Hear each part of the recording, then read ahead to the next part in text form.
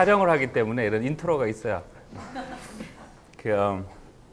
여러분이 학원을 운영하는 데 있어서 또 뭐 매일 개인적으로 하는 공부방, 교습소 또는 개인 레슨, 그다음에 또 원장 선생님도 계실 것이고 다양한 분이 많이 계실 거예요. 근데 학원을 운영하는 데 있어서 우리가 이제 전문적인 직종에 들어왔거든요. 그러니까 영어 선생님이 된다라는 건 상당히 프로페셔널한 직업이에요. 이거는요. 왜냐하면 이게 교육 비즈니스인데 교육하고 비즈니스하고는 원래 어감이 잘 안 맞는 그 용어예요. 두 개가 상충이 돼요.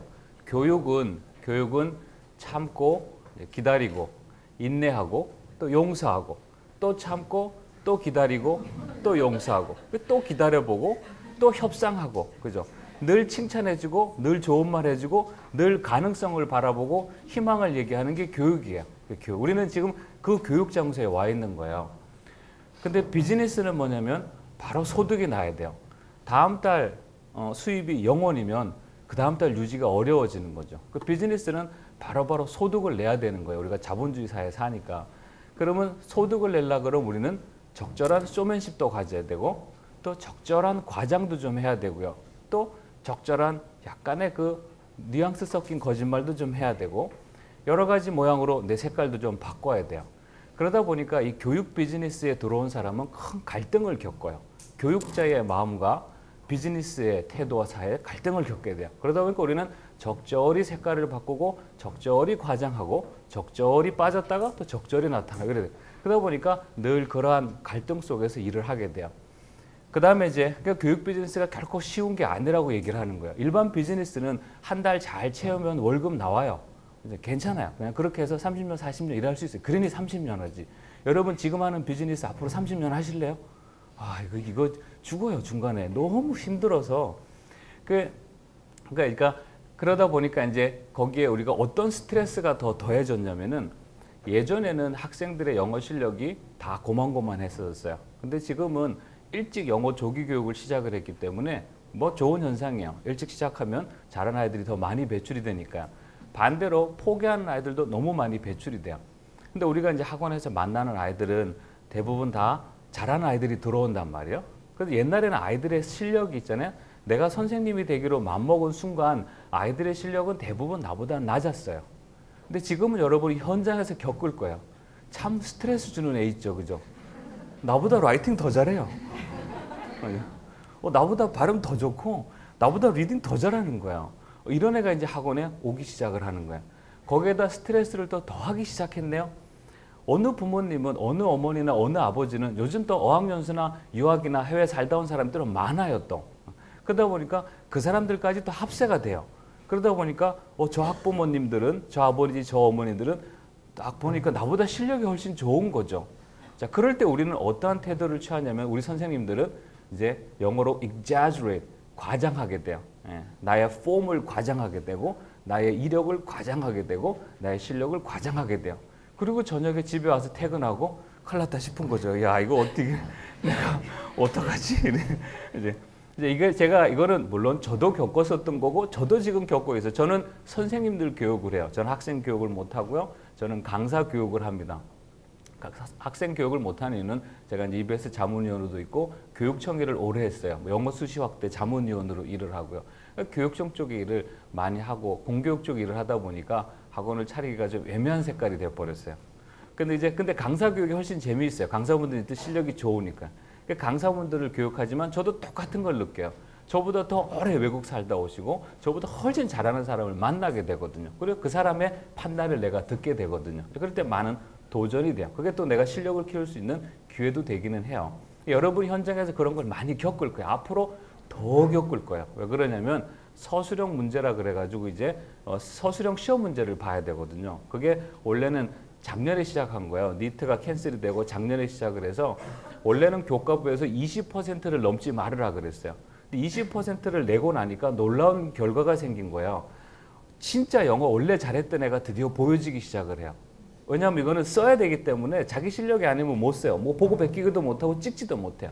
그러니까 그동안 우르르 섞여져 있었던 정말 잘하는 애가 이제 탁 드러나는 시대가 돼. 얘는 좋아. 얘는 해피해. 얘는 기분이 좋아요.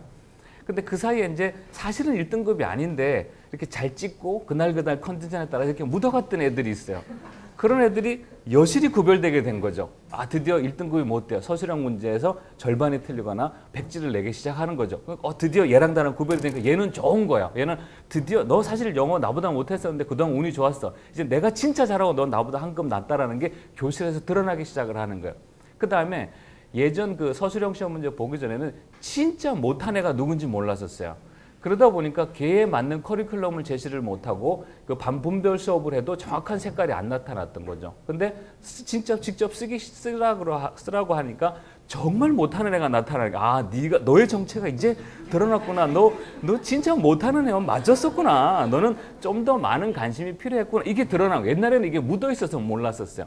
그러니까 일선 학교에서 그런 현상이 일어나니까 그 다음에 교과부에서 그럼 30%까지 재량권 내라 그랬어요. 그 말은요 30%까지 내란 얘기예요. 30% 내니까 이 선이 더 명확해지는 거죠. 이거를 본 약간 이제 우리가 등급이 높은 학교들 외고부터 시작해서 학군이 좋은 데는 금방 50%로 넘기고요. 100% 서술형 학교들도 있어요. 100% 사실 그거 지금 교과부에서는 맥시멈 50%라 그랬어요. 근데 지금 100%에도 아무 말 안 하는 이유가 그게 니트가 감당하지 못했던 부분을 감당해 줘서 그래요.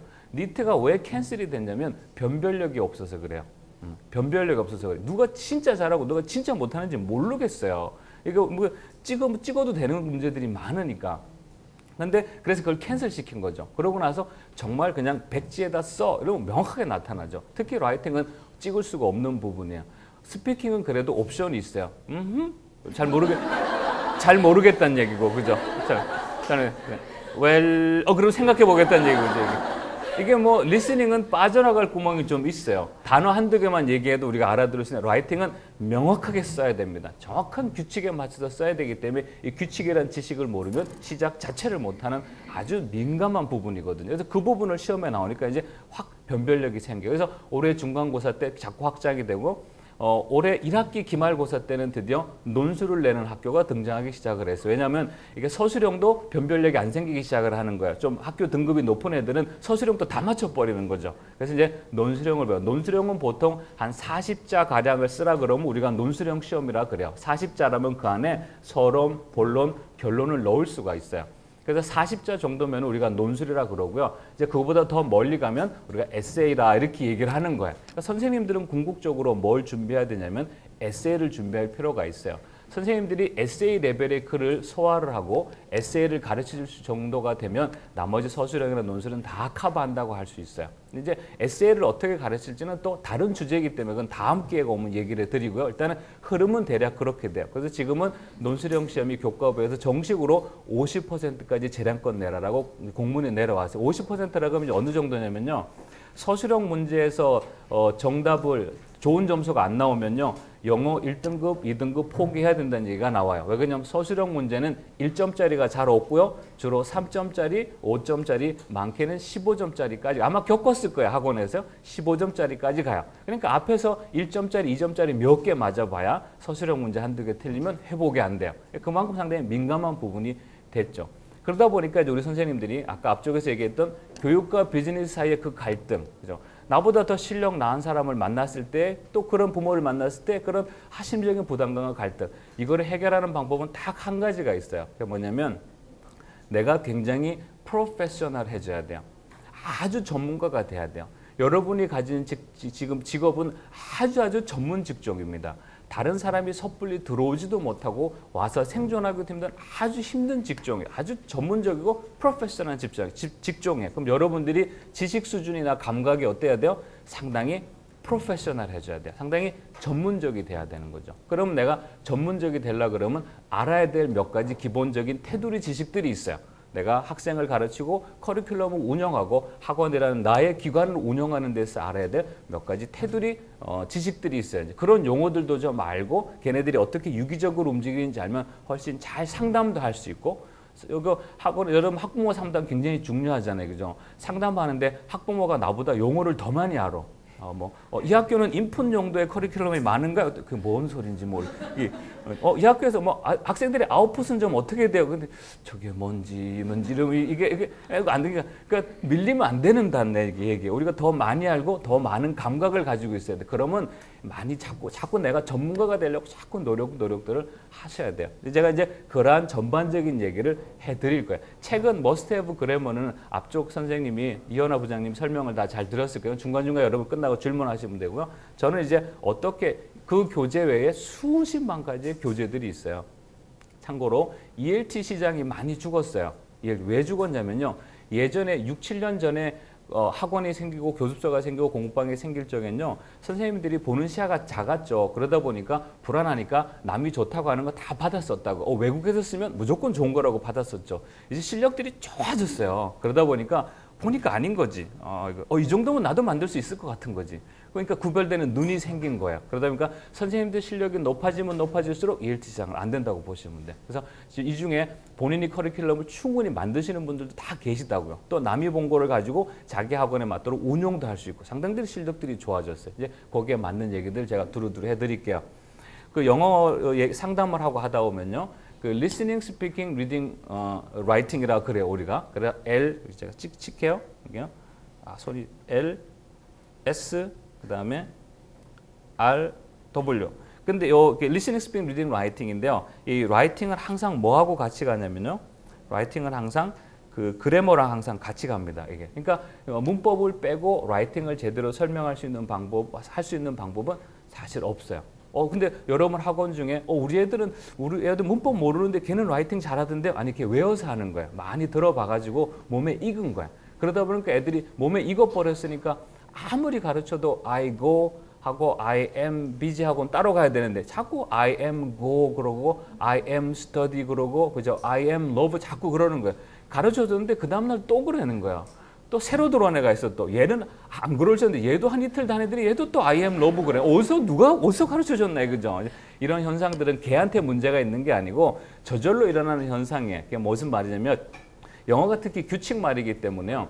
먼저 노출하는 지식들이 있어요. 우리가 이제 그걸 가지고 신텍스 프라임이라고 하는 용어가 있는데 그게 뭐랄까 문형 우선 현상이에요. 한국말로 보니까 그게 뭐냐면 학습자들은 먼저 노출된 규칙을 버리지 않는 습관을 가지고 있어요. 그럼 I am love 그러면 걔가 자꾸 비동사를 자꾸 쓴다 이거죠. 왜 쓰냐 그러면 걔가 영어 공부를 시작할 적에 비동사에 먼저 노출이 돼서 그래요. 난 노출 안 시켰는데요. 대한민국의 모든 교재는 항상 챕터 1, 2에 뭐가 나와요? 비동사가 나와요. 우리도 다 그렇게 배웠어요. I am a student, you are a boy, I am Tom. 이거 옛날 중학교 교과서예요. 항상 비동사가 먼저 노출이 되다 보니까 그게 프라임 효과가 생긴 거예요. 그게 우선 효과가 생겼어요. 그러다 보니까 다른 동사가 들어오면 이걸 이제 버려도 되는데 끝까지 안 버리는 현상이 생기는 거죠. 혹시 이 현상을 잘 모르시면 자꾸 얘는 가르쳐줬는데 틀린다고 그러고 가르쳐줬는데 틀린다고 자꾸 이제 걔의 학습 능력을 탓하게 되는데 그건 아니에요. 누구한테나 다 일어나는 현상이기 때문에 선생님들의 관심은 어디에 두냐면 그럼 이제 비동사와 일반 동사를 분리하는 이제 커리큘럼을 만드시면 돼요. 굉장히 간단합니다. 분리시키기 위해서는 뭐부터 먼저 강조를 하냐면 비동사를 강조하는 게 아니고 일반 동사를 많이 쓰는 훈련을 하면 돼요. 일반 동사 쓴 문장을 많이 쓰는 연습을 하면 비동사는 어느 순간에 사라지게 돼요. 이게 안 섞이는 게 맞구나라고 이제 말로 100번 하는 것보다 걔가 100번 써본 게 더 빨리 인식이 돼요. 그래서 모든 수업에는 퀀터티, 이 쏟아내는 양이 굉장히 중요해요. 여러분 학원에 기가 막힌 프로그램을 가지고 있고 어마어마하게 좋은 선생을 가지고 있고 동기부여가 많은 학생들을 가지고 있는데 걔가 일주일이 지나도 걔가 퀀터티, 양이죠, 양. 걔가 쏟아내는 양, 걔가 페이퍼에 쏟아내는 양이 일주일이 지나도 채 100자가 안 돼, 채 50자가 안 돼. 그러면 자꾸 디클라인 돼요. 학생들이 자꾸 빠져나가고 안 되게 돼요. 그래서 퀀터티, 쏟아내는 양은 굉장히 중요합니다. 그래서 여러분 학원이나 그 기관에 학생들이 오면 걔가 일주일 지나면 무조건 어느 정도의 양을 쏟아내야 되는지, 근데 그게 상당히 비주얼, 눈에 보여야 돼요. 어느 정도로 쏟아내는지를 볼 수 있는 포트폴리오나 파일을 반드시 갖고 있는 게 좋아요. 그래서 걔도 내가 들어오기 한 달 전, 한 달 후에 내가 이만큼 만들어냈네, 이런 것들이 자꾸 보여야 돼요. 그게 그대로 성취감하고 같이 가요. 그 얘기 한 번 더 나올 거야. 다시 올로 돌아가서 listening, speaking, reading, writing 그런데 이 그래머는 그래머를 빠지고 라이팅을 설명할 수가 없거든요. 특히 영어는 그래요. 그래서 이게 이제 우리가 일반적으로 쓰는 용어예요. 근데 사실은 선생님들이 하나 더 아시고 계셔야 될 거, 교재를 바라보는 눈인데요. 여긴 이렇게 중간에 끊어져요. 그래서 listening, speaking 영역이 따로 있고요. reading, writing 영역이 따로 있어요. 어떻게 끊어지냐면요. 이게 가만히 봐보면요, 이게 두 개가 좀 특징이 좀 있어요. 이 봐보면요, 하나는 계속 정보가 계속 들어오기만 해요. 계속 정보가 다량의 정보가 계속 들어오기만 해요. 그러다 보니까 좋은 점은 뭐냐면 다량의 정보가 들어오는 건 좋아요. 근데 참 안 좋은 단점이 있어요. 얘가 그래서 영어를 잘하나 못하나를 알 수가 없는 영역이 하나 있어요. 그러니까 먹기는 많이 먹었는데 밖으로 나오지 않아가지고 이게 진짜 얘가 제대로 배운 거 맞죠? 여러분이 다른 아이들도 가르치지만 본인들도 다 아이들이 집에 애들이 있잖아요, 그죠? 이놈이 지금 아빠 엄마 나는 책도 뭐 10권 읽었고 뭐 듣는 것도 뭐 많이 하고 했다는데 이게 미안해 참 리스닝 이거 바꿀게요. 큰일 났다. 요거 리딩이요. 틀리면 얘기해 주세요. 이렇게 돼. 많이 듣기도 하고 많이 읽기도 해서 많이 들어는 갔다고 자랑은 하는데 이게 잘하나 못하나 궁금하죠. 이쪽 영역이 그래서 리스닝과 리딩 영역은 보면 리스닝 계속 듣는 거잖아요, 그죠? 리딩 계속 책으로 계속 보는 거잖아요. 그래서 이쪽 영역을 가지고 우리가 용어를 인풋이라고 그래요. 얘는 인풋만 되는 자료예요. 혹시 여러분 학원에 있는 자료가 상당 부분이 인풋 용도예요. 한 80%가 인풋의 자료를 쓰고 있어요. 근데 가만히 보니까 아웃풋 자료가 별로 없는 것 같아요. 그게 이제 한 가지 에러 현상이에요. 가만히 그러니까 제가 설명할 적에 제 설명 얘기를 거울이라고 생각하고 여러분의 기관하고 비교해 보세요. 그래서 내가 자 제대로 돌리고 있는지 하는지. 물론 우리 학원이 인풋 전용 학원이다. 그러면 그게 맞을 수 있어요. 근데 이게 언밸런스가 되면 오래 못 갑니다. 그러니까 인풋 용도의 학원 지금 쓰고 있는 자료가 얼마나 되는지는 보실 필요가 있고요. 그 다음에 그럼 이제 희한하게도 계속 나오는 용도가 있어요. 얘는 계속 나오기면 인풋 별로 관심이 없어요. 얘는 얼마나 나오는지만 확인하는 자료와 공부 방법이 있어요. 그게 스피킹하고 라이팅이에요. 이걸 가지고 뭐라냐면 이거 가지고 아웃풋이라고 그러는 거예요. 그래서 모든 라이팅 종류는요, 모든 영어 자료는 인풋 자료와 아웃풋 자료가 존재를 해요. 가장 이상적인 커리큘럼은 여러분 학원에서 인풋하고 아웃풋이 적절히 있는 게 제일 좋아요. 그러니까 꼭 확인해야 될 게 이거예요. 인풋을 줬으면 걔가 집에 가기 전에 아니면 일정 시간이 지난 다음에 꼭 확인해야 될 거는 아웃풋을 꼭 확인하셔야 돼요. 아웃풋 확인하지 않으면 얘가 영어를 잘하는지 못하는지 알 수가 없어요. 여러분 영어 잘한다고 생각하는 사람 뭐 있잖아요, 그죠? 그런 사람이 영어 잘하는지 어떻게 알아요? 리스닝 할 때 자세를 보고 알아요? 알 수가 없죠. 리딩 할 때 얼굴 눈동자 돌아가 보면 알아요? 알 수가 없어요. 근데 영어 잘하는 건 딱 두 가지를 보면 알아요. 나도 여러분들 마찬가지예요. 여러분이 어느 정도 영어 레벨 속에 속했는지 내가 알라 그러면 난 두 개 보면 알아요. 여러분이 말하는 걸 들어보거나 또는 여러분이 말하는 걸 영 쑥스럽거나 아직 말하는 연습이 안 돼서 입을 닫아버리는 사람들도 있어요. 특히 지금 우리 어른들은 안 되는 부분이 있어요. 어디가 안 되냐면 리스닝하고 스피킹이 안 돼요. 안 돼요. 혹시 아직까지 하시려고 하시는 분 있을 수 있는데 많은 시간을 차라리 라이팅에 쏟는 게 더 나아요. 이게 안 됩니다. 이게 안 돼. 그러니까 왜 안 되니까 그럼 내가 영어 감각이 없나 봐. 그게 아니고요. 우리 구조가 안 되게 되어 있어요. 아이들은 태어나면 왼쪽 뇌하고 오른쪽 뇌하고 서로 붙어 있어요. 이게 수십만 가닥의 신경으로 연결이 되어 있어요. 듣고 그러니까 리스닝 스피킹을 관장하는 부분은 주로 리스닝하고 리딩을 감장하는 부분은 주로 이쪽에 있어요. 그 다음에 아웃풋을 관장하는 부분이 이쪽에 있어요. 이게 신경으로 연결되어 있으니까 낮 동안 들었던 수많은 말들과 무심결에 봤던 모든 문구들이 저녁에 이 신경을 타고 오른쪽으로 넘어가요. 이쪽에서 드디어 아웃풋을 하게 만들어주는 거죠. 그래서 10개의 나라 말이 들어가면 10개의 언어를 여기서 다 말하고 쓰게 해줘요. 그런 장치가 있어요. 이 장치가 이 연결 신경이 사춘기를 들어가면서 얘가 끊어지기 시작을 해요. 아주 빠른 속도로 끊어집니다. 그렇기 때문에 지금 우리 어른들은 나이가 이제 30대 초반, 20대 한 7세, 8세, 뭐 꼭 그런 거 아니에요. 대체적으로 그렇다는 얘기요. 20대, 7세, 8세, 30대 이렇게 넘어갔다 그러면 이게 어떻게 지금 많이 끊어졌죠, 그죠? 지금 한 30대 중반 된다 그러면 한 두 가닥 정도 남았을 거예요, 이게. 뭐 정확히 모르겠지만 많이 끊어졌어요. 남자들은 더 많이 끊어졌어요. 남자들은 더 확실히 끊어져요. 여자들이 좀 덜 끊어져요. 그러다 보니까 여자들이 말을 빨리 배워요. 학원에서 보면 여자들이 더 빨리 습득하는 이유가 걔가 똑똑해서도 물론 이유가 있지만 이 타고난 구조가 좀 유리하게 돼 있어요. 여자분들은 말을 할 때 왼쪽 뇌하고 오른쪽 뇌를 다 씁니다. 원래 그렇게 돼요. 그래서 당연히 말을 빨리 배워요. 남자들은 오른쪽 뇌만 쓰고 왼쪽 뇌는 안 써요. 왼쪽 뇌는 자꾸 저장하고 생각해요. 아마 그래서 여러분들이 남자분이나 남편분들이랑 이렇게 싸우면 초기에는 여자분들이 대부분 이겨요. 막 얘기를 하니까. 그러면은 남자분들은 어버 하다 계속 밀리죠. 그러면 돼. 근데 자꾸 시간이 갈수록 10분, 15분, 25분, 30분 갈수록 드디어 전세가 역정되기 시작을 해요. 드디어 아까까지 어버 했던 남자가 드디어 이제 얘기를 하기 시작하죠. 그러면 지금 얘기를 한 거랑 2주 전에 얘기한 거랑 안 맞네? 그럼 아까 얘기한 거는 그럼 이거고, 그러면 지금 얘기 이거고, 그러면 이렇게 하려는 거 이렇게 해. 네가 아까 얘기한 거하고 지금 얘기가 비교해보면 이게 더 낫다는 얘기인데, 그럼 나보고 어떻게 하라는 거야? 너도 그럼 너도 어떻게 할지 모른다는 거는 이렇게 드디어 조직적으로 설명을 논리적으로 하기 시작해요. 그럼 여자분들이 어떻게 그런가? 이렇게 이제 가요. 한쪽 뇌를 안 쓰는 동안에 남자분은 뭐 하냐면 이쪽은 저장을 하고 조직적으로 분석을 하고 생각을 해요.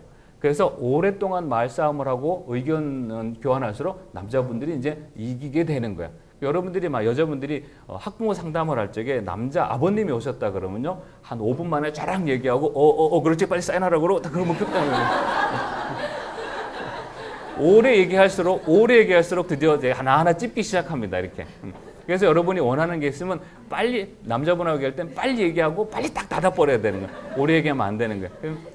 그래서 그러다 보니까 남자분들은 생각을 하다 보니까 중요한 얘기는 당연히 생각의 과정을 거치고 나와요. 이런 똑같은 현상이 학원의 남자아이들도 똑같이 그래요. 그래서 이거 뭔지 영어로 써봐 말해봐 그러면 여자애들은 바로 얘기를 좀 하는데 남자애들은 바로 얘기를 안 하고 다 느리는 이유가 한번 생각하고 와서 그래요. 근데 남자애들 중에 바로 말하는 애들이 있어요. 틀려도 좋고 바로 말하는 애들. 역시 좀 여성스럽고 귀엽고 발랄하고 막 그래요. 그런 애들이 또. 근데 그러다 보니까 여성분들은 생각을 좀 안 하는 건 아닌데 남자분보다는 얕게 하죠. 할 수가 없어요. 양쪽 뇌를 다 쓰기 때문에 다량의 정보를 쏟아내기 때문에 생각의 시간이 짧아요. 그러다 보니까 이제 여러분이 그러니까 이런 거 알고 있어야 오해를 안 생기는 거죠. 여자분들이 학원을 하다가 나 학원 접을래? 이렇게 얘기해요. 학원 그만할래? 이렇게 얘기했어요. 그럼 옆에 듣고 있던 남자 연속 부장 선생님이라든지 다른 남편분이라든지 같이 동업하는 남자 선생님이 심각하게 받아들이죠. 그래? 그럼 어떡하지? 근데 지금 사실 여자분들은 생각난 김에 한 얘기예요. 그거 그냥 진심이 욕일 게 아니에요. 그냥 생각난 김에 그냥 접어버려 이렇게 얘기를 한 거죠. 그죠? 왜냐하면 대개가 그렇게 얘기를 하고, 그러니까 왜냐하면 생각나면 바로 나오게 돼 있거든요. 그래서 어디 물건 사러 갈 때도 이렇게 남편분이나 남자친구가 하다 보면 이거 사죠 이렇게 여자분들은 바로 얘기를 하죠. 꼭 그게 필요하지 않더라도. 그래서 생각하면 바로 말하는 스타일이라 학원 운영에서도 하여튼 그런 이게 생각 구조 차이가 영향을 줘요. 우리가 학생을 가르칠 때 남자하고 여자애도 똑같은 현상이 일어나게 되어 있어요. 그러다 보니까 우리가 지금 이 나이가 되고 나이가 넘어가면 신경이 끊어졌기 때문에 뭐가 안 되냐면 다량의 리스닝과 다량의 그 인풋을 가지고 왔는데 아웃풋으로 넘어가는 다리가 없는 거죠. 근데 우리가 영어 실력을 보여주려면 우리가 아웃풋으로밖에 못 보여줍니다. 그러면 우리 어른들은 어디서 영어 한다라는 거야? 여기서 한다라는 거야. 여기서 영어 하는 게 아니고 우리 어른들은 여기서 영어를 하는 거야. 여기가 관장하는 부분이 암기 부분이야. 암기와 이해와 논리 부분이야. 그러다 보니까 우리 어른들은 다량의 암기와 다량의 논리적인 걸로 분석해낼 수 있는 게 많이 들어가면 많이 들을수록 영어를 잘하게 되는 거야. 창조하기로 기다리면 너무 긴 시간이 걸리거나 안 되기도 합니다. 그러니까 여러분 우리가 지금 리스닝이나 자연스러운 스피킹이 안 되는 건 당연하다고 생각하시면 되고 그걸로 계속 스트레스 받으면 안 돼요. 대신에 무엇은 프로페셔널 아주 전문가적인 수준으로 갈 수 있냐면 아까 논리적인 거 있죠. 그죠? 라이팅, 문법 이런 건 굉장히 논리적으로 갈 수 있고 아주 프로페셔널 입장에서 상대방을 가르칠 수가 있게 되는 거죠. 우리는 그쪽을 키우는 게 여러모로 이득인 거예요. 그럼 이제 다시 인풋과 아웃풋으로 갈게요. 여러분의 교재가 인풋 용도가 많은지 아웃풋 용도가 많은지 이게 밸런스를 잘 맞추고 있는지 보셔야 되는데 제가 이제 되게 학원에 가보거나 이제 그 서치를 좀 해보면요. 학원에서 동네에 혹시 잘 되는 학원을 잘 봐보세요. 물론 여러분 학원이 다 잘 되지만 혹시 또 잘 되는 데가 있으면 한번 이렇게 봐보시면 그 학원들이 가지는 공통적인 특징들이 있어요. 그게 뭐냐면 아웃풋의 커리큘럼, 학생들이 아웃풋을 낼 수 있도록 그 계기라든지 동기라든지 자료가 참 디자인이 잘 되어 있어요. 그거를 보고 베껴서 쓰게 만들든 아니면 무슨 수를 쓰더라도 아웃풋 정도의 그 시스템이 잘 돼 있어요. 그런 학원들이 아무래도 조금 더 신뢰성 있게 돼요. 여러분 입장법과 마찬가지. 여러분의 집에 있는 아이들이 리스닝도 매일 3시간 했다고 쳐요. 리딩도 30권 읽었다고 쳐요. 근데 그렇게 많이 듣고 많이 읽었는데 한 문장을 못 써내. 그러면 의심이 가기 시작하잖아요. 그죠? 근데 얘는 책 한 권 읽고 리스닝 1시간 했대. 근데 보니까 문장을 2개 쓰네요? 누가 잘하는 거예요? 얘가 잘하는 거예요. 이게 아웃풋이 차지하는 신뢰성과 비중이에요. 여러분이 교재를 선별하거나 학원을 디자인할 적에 참 아웃풋 정도의 교재와 액티비티를 뭐 잊지 말고 꼭 추가하는 게 중요하다는 거예요. 여러분 교재를 볼 때도 이제 뭐 어느 세상 교재든 다른 여러 동네 교재들이 많잖아요. 볼 때 그러니까 뭐 디자인도 물론 좋지만 보면서 이게 인풋은 뭐고 아웃풋은 뭐고, 우리 학원은 아웃풋이 필요한데 중학생 아웃풋 용도 교재를 좀 보시면 되고, 유치부야. 유치부는 아웃풋을 할 수가 없어요. 혹시 유치부 하시는 분들도 있어요? 유치부도 있어요? 손 들어보세요. 유치부도 많지는 않으시네요. 유치부는 쉬워요. 애들 별로 가르칠 것도 없고, 유치부는 쉬워. 유치부는 그냥 많이 들려주면 돼요.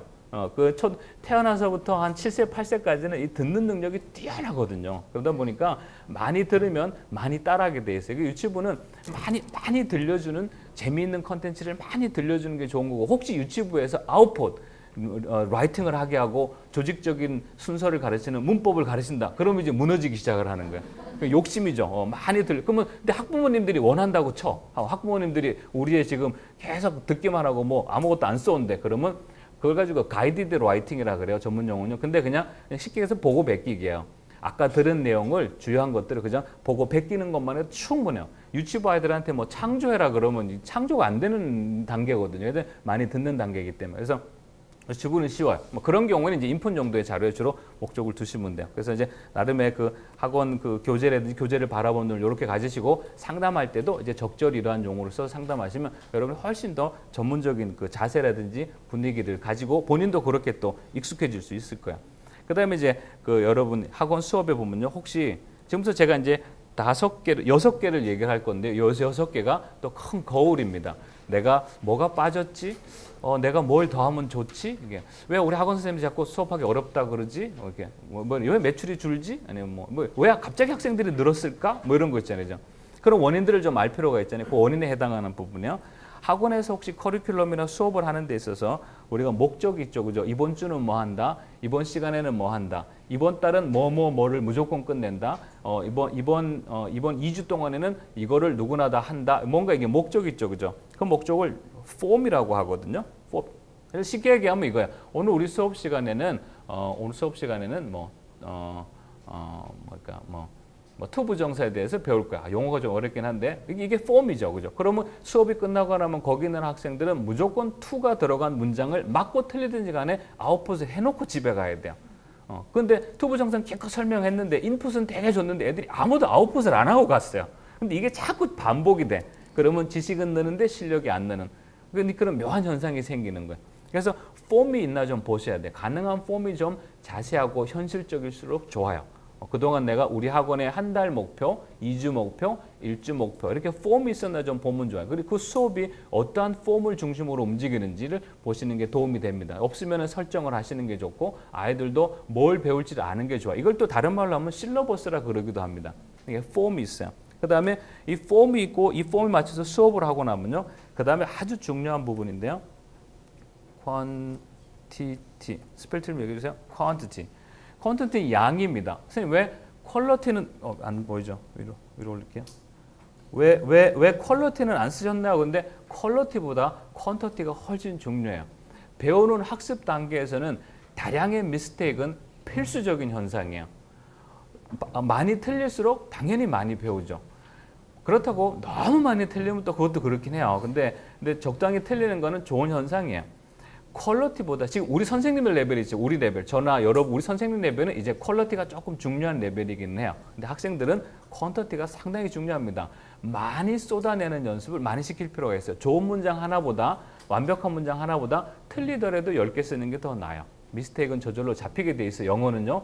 거의 대부분 쉽게 잡힙니다. 왜냐면 영어가 문형이 정해져 있어서 그래요. 다시 얘기해 드릴게요. 그러니까 많은 양의 콘텐츠를 쏟아내게 하셔야 돼요. 그래서 아까 제가 도입 부분에 얘기했듯이 우리 학원에서 일주일을 애가 학원을 다녔는데 일주일 지나는 동안 얘가 쓴 게 3줄이 안 돼. 일주일 동안에 우리 학원 학생 20명이 써낸 글자 단어 수가 200자가 채 안 돼. 콘텐츠 약하죠. 그죠? 스피킹은 콘텐츠를 가늠하기가 참 어려워요. 스피킹은요. 사라져 버리죠, 그죠? 녹음을 하면 되는데 우리 학원 학생들 20명의 음성을 다 녹음하면 그건 너무 번거롭고, 그죠? 아주 쉬운 게 라이팅이에요. 근데 일주일이 지나도록 우리 학원 학생들 중에 라이팅 해서 글자 쓴 게 200자가 채 안 돼. 콘텐츠 굉장히 떨어지는 거예요. 근데 잘 되는데 보세요. 콘텐츠가 많아요. 읽어보면 다 틀렸어. 근데 어쨌든 빽빽하게 뭐 콘텐츠가 많아요. 자꾸 콘텐츠 실력 연습을 많이 시켜야 돼. 제가 최근에 그 학생 하나를 봐주는 학생이 있어요. 그 김해에 있는 학생이거든요. 영어 전혀 못해요. I 다음에 공부 많이 하고 I 다음에 is 쓰는 학생이에요. 전혀. 그리고 그게 뭐가 문제인지를 잘 모르는 학생이에요. 그런 전혀 영어를 모르는 케이스예요. 근데 그 학생한테는 내가 문법을 설명할 수도 없어요. 주어 그러면 물고기 이름이고요. 목적어 그럼 또 다른 물고기 이름이고요. 이게 전혀 안 되는 거예요. 동명사 소림사 옆에 있는 절 이름이고 뭐 이게 전혀 제기대명사 그럼 뭐 애들 막 귀신 이름 생각나. 이게 전혀. 그래서 걔한테 그러면 그런 아이들한테 시킬 수 있는 건 자꾸 문법을 시키는 게 아니고 내가 어디에 관심을 가지면 첫째는 당연히 폼을 가르쳐줘요. 내가 관심 있는 거는 세 단어에 관심이 있어요. 주어동사 목적어 세 단어에 관심이 있고 폼을 얘기해주고 그다음에 다량의 콘텐츠예요. 지금 나하고 4번의 레슨을 난 서울에 구경 김해에 있으니까 이메일로 해요. 이메일로 내가 항상 과제를 주는데 콘텐츠 과제를 줘요. 걔가 스스로 쏟아내게 만들어내요. 근데 잘해요. 4번 수업을 했는데 걔가 또 원어민 수업도 하거든요. 근데 원어민은 얘가 말하는 것만 들으니까요. 말하는 문법 시험 안 보고 말하는 거랑 좀 쓰는 것만 보니까 원어민 입장에서는 같이 하는 애들 중에 얘가 제일 많이 쏟아내죠. 왜냐하면 나하고 쏟아낸 걸 그대로 갖다 붙이거든요. 그리고 단어만 바꾸는 거. I like it 했는데 you like it? 그러면 물어보는 거죠. 그죠? 그 선생님 입장에서 you like it? 하고 물어보는 애가 얘밖에 없는 거야. 이렇게 해서 의사소통이 되기 시작해요. 콘텐츠는 굉장히 중요한 부분을 차지합니다. 여러분 학원에서 우리 학원에서 뽑아내는 콘텐츠 양이 얼마인지를 좀 체크하실 필요가 있어요. 학원에서 콘텐츠를 잘 뽑아내는 아이들이 역시 학교에서도 잘하는 애들이야. 잘하는 애들의 공통점이요. 콘텐츠가 많아요. 많이 쓰고 다른 애들보다 많이 쓰고 잘 써요. 이건 당연히 잘한다 그러죠. 그거를 학원 커리큘럼상 연습을 시킬수록 좋아요. 콘텐츠 아무리 우리 선생님들이 영어 잘하고 싶잖아요. 그죠? 여러분들도 다량의 콘텐츠를 매일 뽑아내셔야 돼요. 그죠? 뭐 하루에 2문장도 좋고 3문장도 꾸준히. 이 콘텐츠가 외국 학습에서는 상당히 중요합니다. 이렇게 콘텐츠가 있고 나면요. 또 여러분의 교육기관에서 관심을 둬야 될 부분이 있어요. 이 부분이 빠져도 조금 삐끄덕거려요. 이 부분이 잘 되면 또 좋은 현상이 생겨요. 그게 뭐냐면 코렉션이에요. 혹시 지금 코렉션을 해주고 계신지 각각의 기관에서 좀 살펴보세요. 코렉션 안 해준 지 오래됐어요. 그죠? 그러면 애들도 좀 문을 닫죠. 이제 이렇게. 뭐 대충 해도 되나 봐? 이렇게 하냐고. 신경 안 쓰는데 코렉션을 해주면 늘 긴장 관계에 있게 되고 이게 이제 다른 말로 하면 피드백인데요. 두 개의 큰 이론이 있어요. 피드백을 주는 게 좋다라는 이론이 있어요. 그리고 다양한 피드백을 주자라는 이론이 있고 한쪽은 전혀 피드백을 줘서는 안 된다. 피드백은 악한 거다. 이렇게 주장하는 두 개의 학자들이 싸우고 있어요. 이 피드백만 보고도 박사 논문들이 수백 개가 있습니다. 피드백 종류도 여러 가지예요. 예를 들어서 전통적인 방식, 틀린 거 밑줄 긋고 고쳐주기. 가장 전통적인 방식이죠. 그 다음에 틀린 거 밑줄을 긋는데 안 고쳐주는 방식.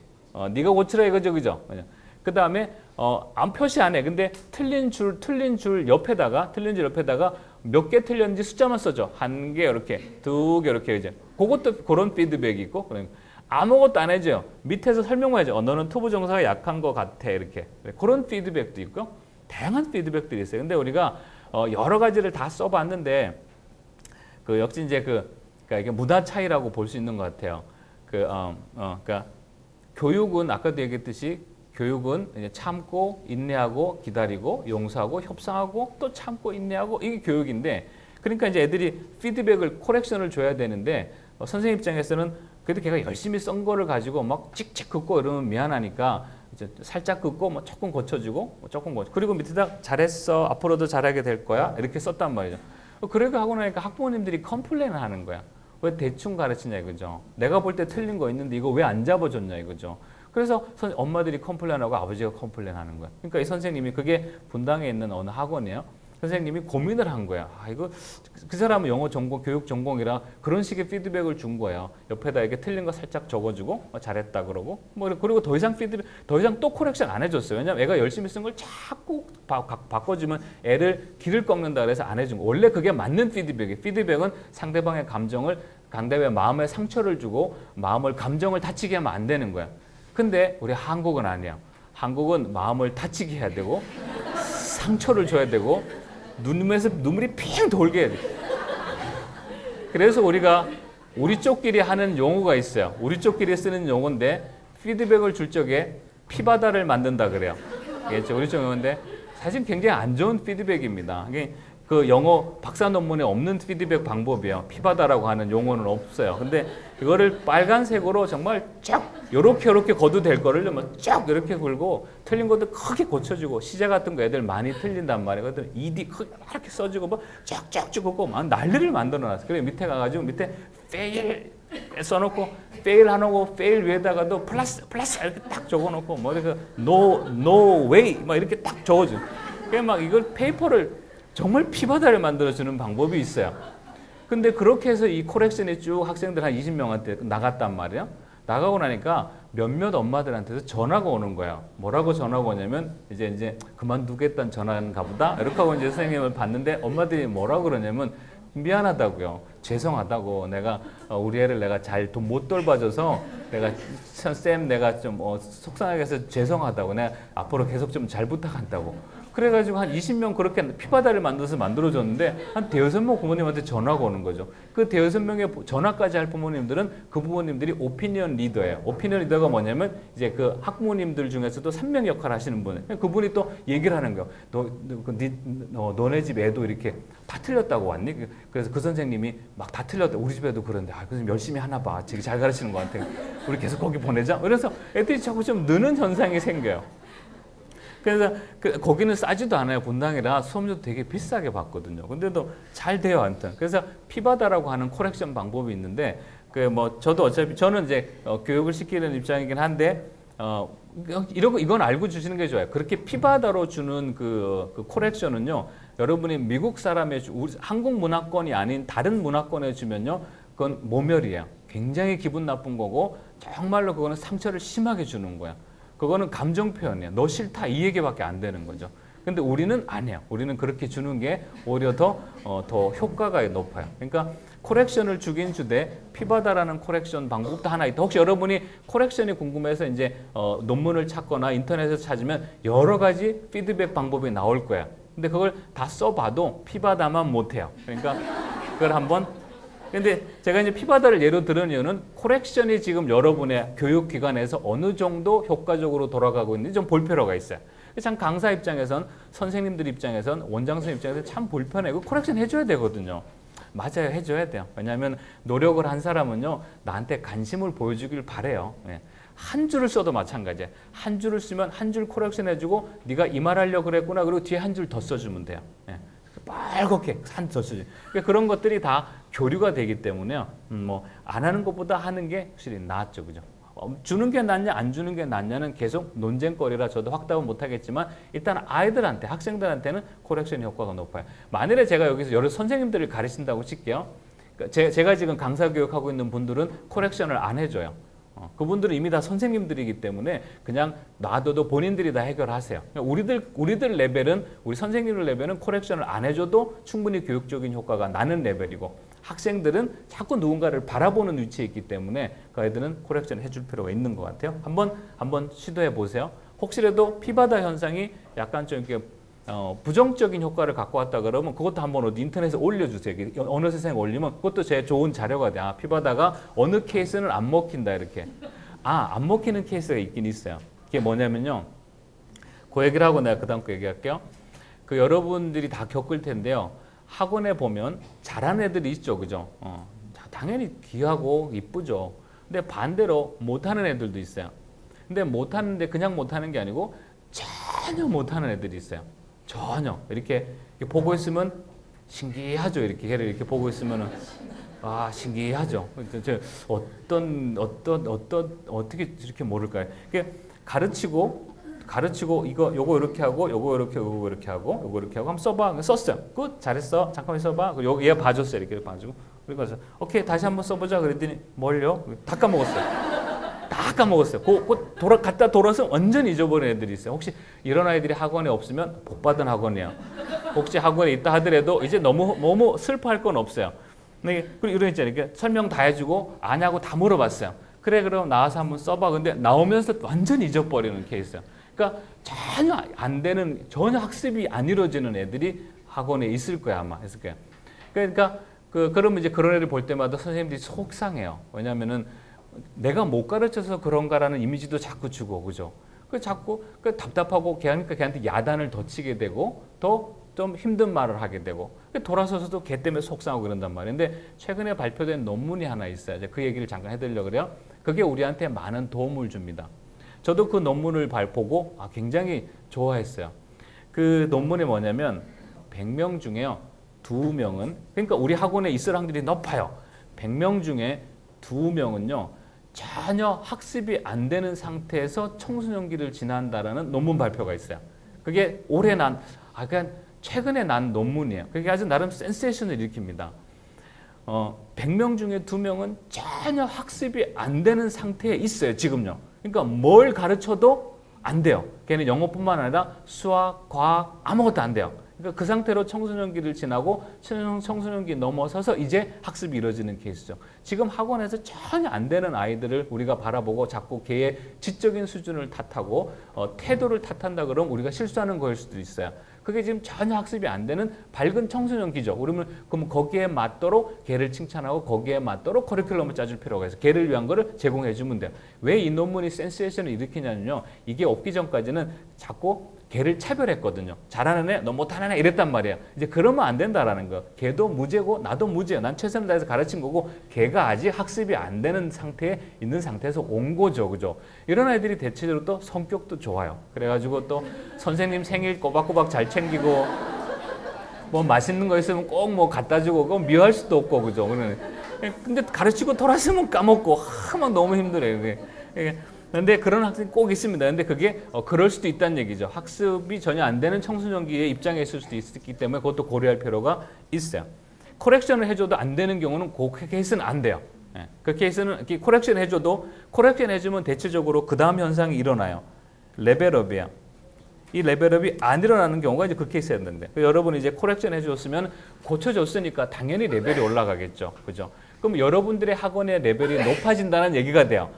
여러분 학원 학생의 레벨이 높아진다는 얘기는 여러분 학원의 레벨이 높아지는 거야. 그래서 그 학원 아이들은 그 교육기관의 학생들은 더 잘 써가 되는 거죠. 이 레벨업 과정이 아직 안 일어나는 것도 문제죠.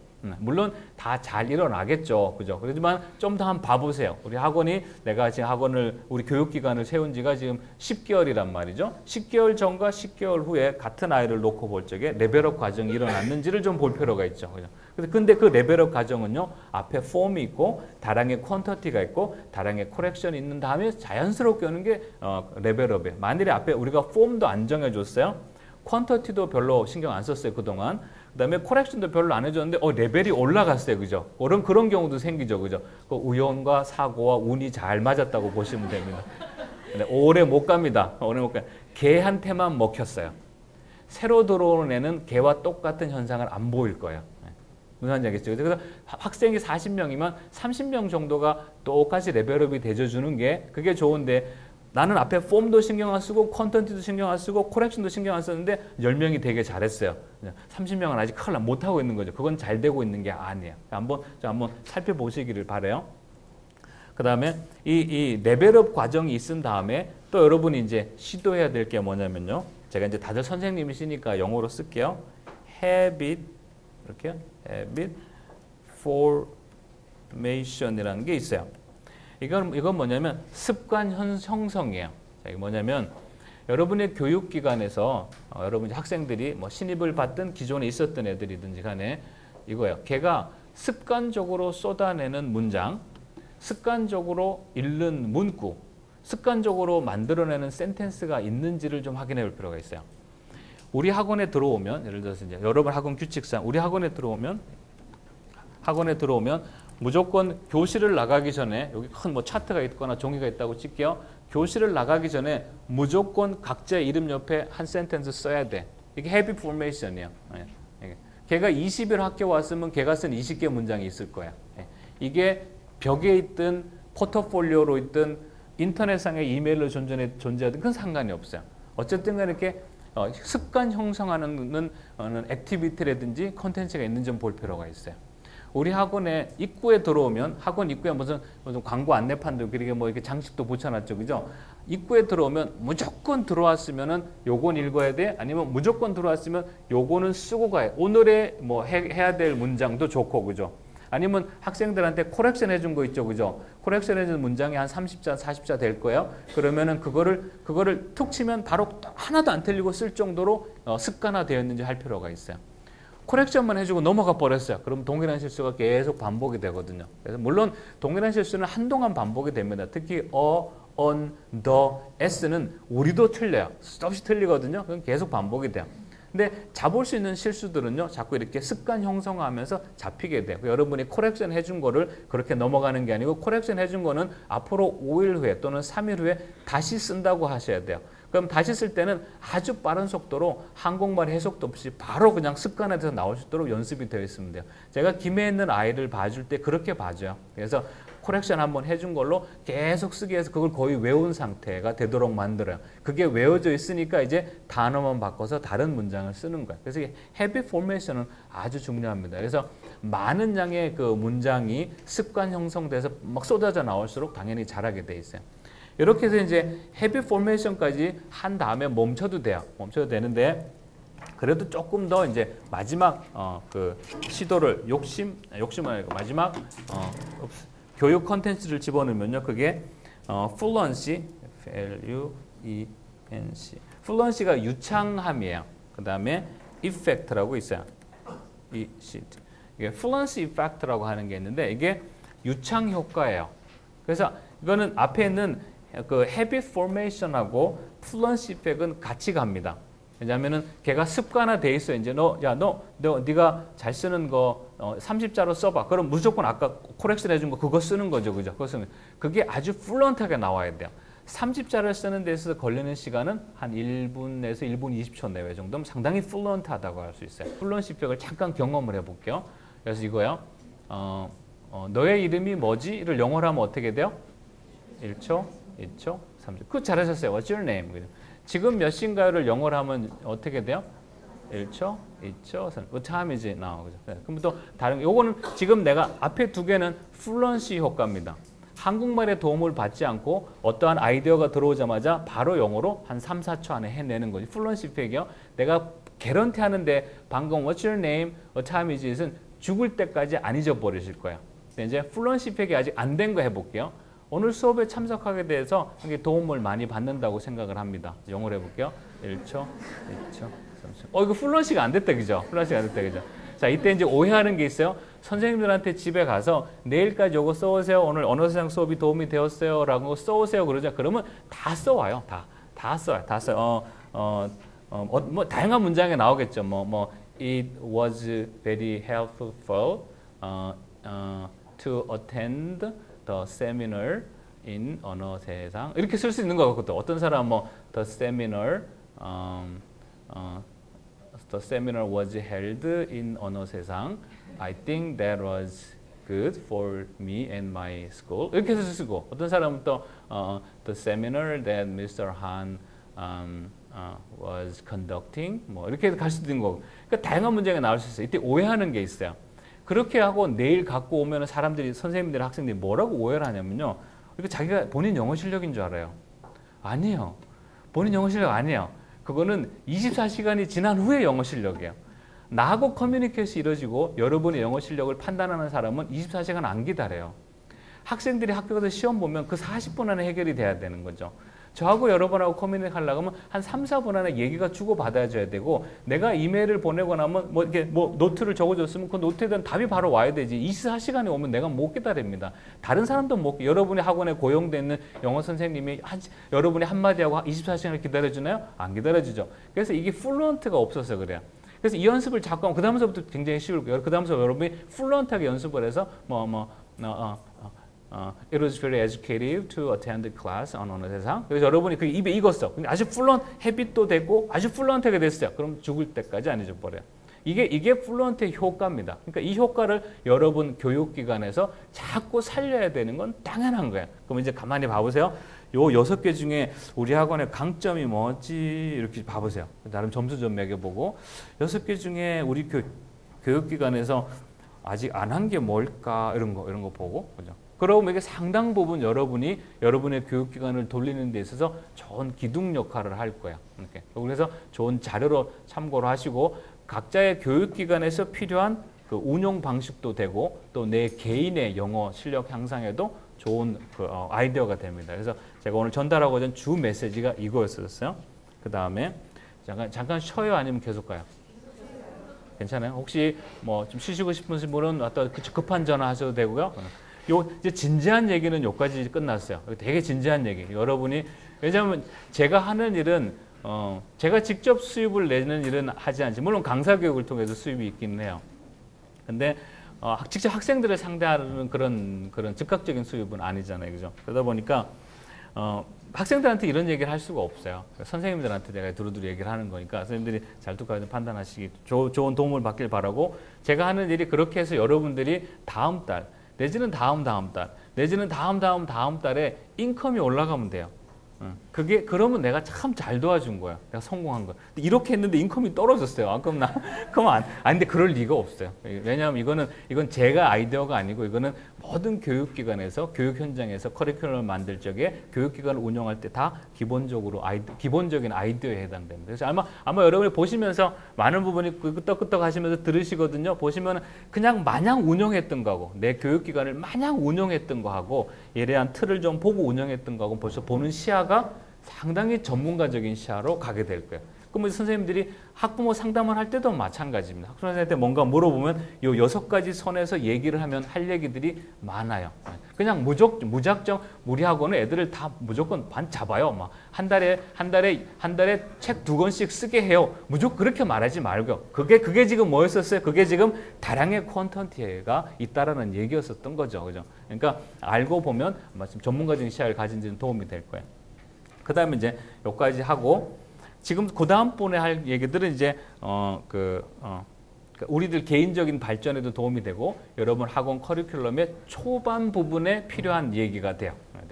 그 얘기를 해도 돼요? 네. 이렇게 알겠습니다.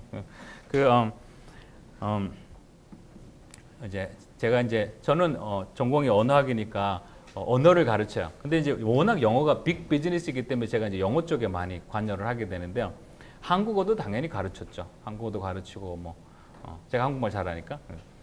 그러니까 이제 한국어를 가르칠 때 이제 반에 오늘 오시는 분들이 한국 분들도 오시긴 오셨었어요. 전혀 한글을 쓰고 읽지를 못하시는 분들도 오셨는데 대부분의 사람들이 이제 멕시코 사람들, 그 다음에 방글라데시, 그 다음에 말레이시아, 그 다음에 하여튼 다양한 나라에서 많이 왔어요.